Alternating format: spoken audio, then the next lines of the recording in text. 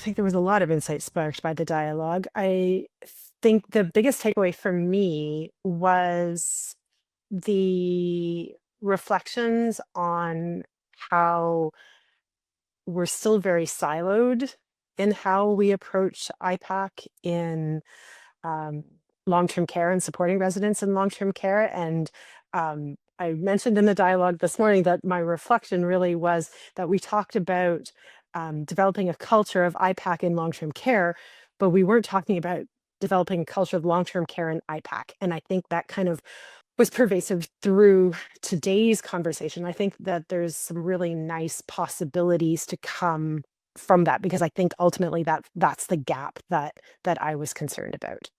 I loved how the dialogue talked about relationships and building relationships and fostering relationships and the importance of the relationship. So I think that's the biggest piece going forward in terms of my role. I think the piece that I can contribute is um, the BSO lens, so the Behavioral Supports Ontario lens onto IPAC and the implementation in long-term care, and what does that look like? Because at least to my knowledge, that's not something that's been done before, and it certainly needs to be done.